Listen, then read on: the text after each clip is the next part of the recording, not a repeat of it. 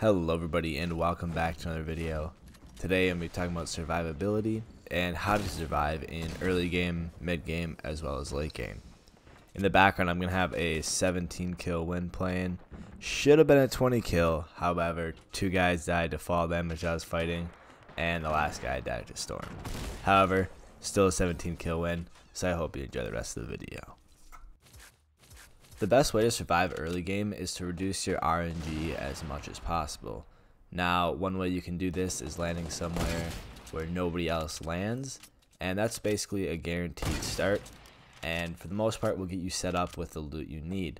However, if you do land somewhere populated, it's all about knowing your drop, knowing when to take engagements, where to loot, because all of those things will help reduce RNG. If you know little tips about a certain drop, for me, landing in retail or salty, I do like to go for that window drop if I see a shotgun, because that guarantees me a gun. And for the most part, it's really important because you can pretty much take people by surprise because they're not going to expect somebody coming through the front door to have a gun most of the time. It may seem little and trivial, but it is big and can actually get you a kill to start off the game or maybe even clear out your beginning house. After starting out, I would have to say ARs are probably the most dominant gun early game, considering any POI that has a lot of open areas. It's really great for just taking people all around, as for the most part they're not going to have a lot of extra shield or anything that they can really build against because they haven't had time to farm or loot as much. So being able to take off 50 health or 50 shield right away is super important and can be really helpful, especially when you don't have a lot of shield or mats yourself. Kind of building off of that, it's really important to third party as much as possible early game, as that's where a lot of your damage will come in before you end up pushing a fight, as people aren't going to have as much mats to defend themselves. So if you're kind of picking at a fight, you can eventually go in and clean up the rest of it very easily, as you're not going to be spending all the mats and health and shield that they had to spend in that engagement, so you can go and quickly clean it up afterwards. As well, early game, it's important to take every advantage that you can. For example, this guy was camping out in the house, so I have no reason to push that, as I have 200 health and I know he probably doesn't, considering the fact he just got out of a fight. So giving him those close quarter areas means he can do a lot more damage to me, and he can easily one pump me for 200, and I don't want to give him that advantage. So since I do have a lot of mats, I don't mind taking it to a build fight, as I'm sure I probably have more than him, since I did kill somebody who was farming up a lot. And at this point, it just ends up getting to mind tricks and getting the pumps off that you can. And for here, it was just a simple pressuring because I did pump him twice already. So it's all about protecting myself and trying to hit him as much as possible. Hands down, the most important thing to do in mid-ground is to finish your engagements quickly and smartly, because a lot of times those players who landed in the more obscure places are going to be kind of pushing out and looking to clean up some kills. So it's very important that you finish off your opponents before the other player shows up, as well as to finish quickly or kind of finish without taking too much damage, because that other player will be pressing you pretty hard because they know you just got out of an engagement and they don't want to give you time to heal up. So it's important either to not take a lot of damage or to finish the fight so quickly that you have time to pop heals before your other opponent arrives. After you finish up a fight, I recommend trying to stay on height, or if height's not too supported or it might be a little bit too high, try to stay on mid ground, as that'll give you an immediate advantage over anybody who tries to clean you up, because you'll already have height and they're going to have to fight to come up towards you, which means you're going to be able to apply a lot of pressure before they do, and hopefully you'll be able to put in a lot of damage to kind of combat the fact that you might be a little bit weak yet. As well, try not to get caught up in your engagements too much, because in mid game, a lot of the time I see players who don't even realize that we have to rotate halfway across the map, and all they want to do is W key me. However, in the end, it ends up with both of us kind of dying, or one of us makes it out. However, we have to push halfway across the map, and then once we do get into zone, it's kind of a rough way to play out the rest of the game. So it is important that you are aware of what's going on in the game as well, and to see maybe if you do have movement, that you can try to finish up the fight, or if you really think the zone's too far away, just completely disengage. It doesn't make the fight kind of dumb or anything like that, as you're going to be in turn a lot better off late game, and in turn your end game is going to be pretty good, as you'll have a lot better opportunity to win the match.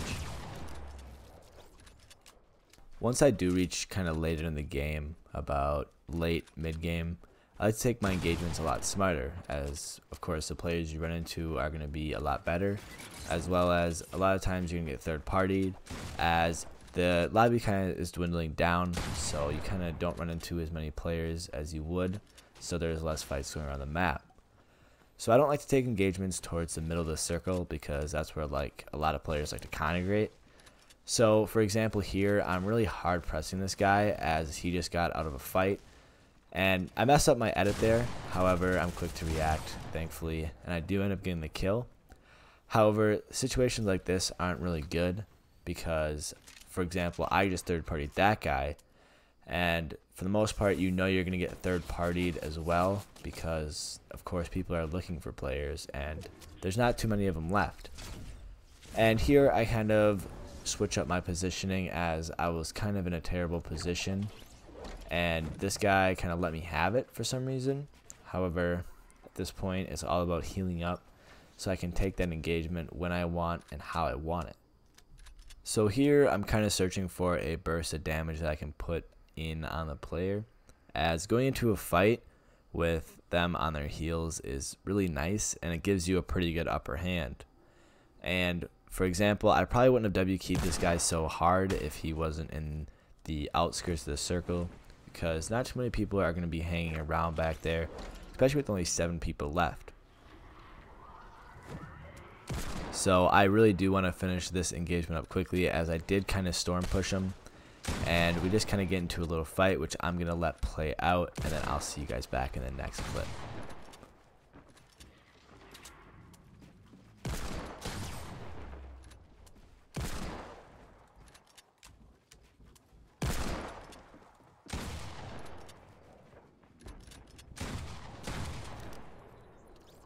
Endgame is really great to be on your toes and play the smartest, as typically there's a lot going on. For example, right here, I probably would never take that fight, but he was sniping at me constantly and really annoying me, so I kind of felt like I had no choice. However, once you usually get into one fight late game, the rest of the lobby wants to fight as well. So taking your engagements smartly, and when you take those engagements, is also very smart as well. One of the biggest things though is knowing when to disengage, as well as not getting tunnel visioned. And I see that happen a lot late game, and I'll actually point it out in a minute here, because there is a player who does it in this lobby. And a lot of the times when players are tunnel visioned, it's simply because they don't know how to disengage. And disengaging is one of the more important parts that you need to learn for late game, as taking a fight that is either taking too long or other players are starting to close in, it's not very smart to keep pushing a player, as the other player could easily clean you up if you're not healed up correctly. For example, right there, I could have probably easily finished him off. However, I felt like it was smarter to go up and pop a chug and kind of reset and figure out where everybody else in the lobby was.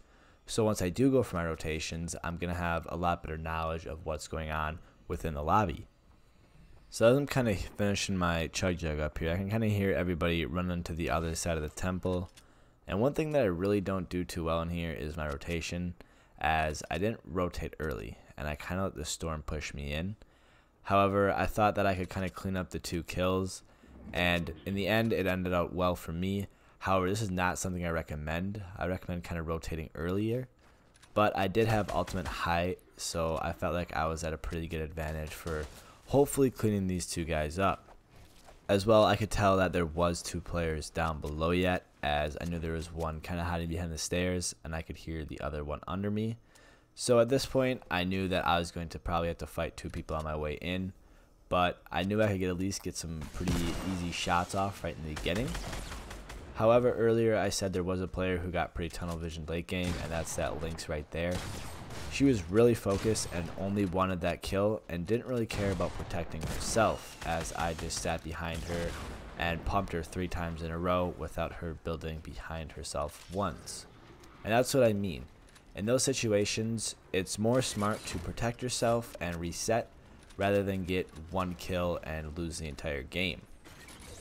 And right here is where you see where rotating early is really beneficial, as this player ends up camping in the house for a second, and I don't think they took account for the weird edges in Tomato Temple, and they couldn't build out.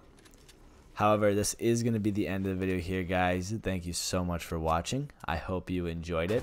Let me know what you thought about it down in the comments. Otherwise, I'll see you all in the next one.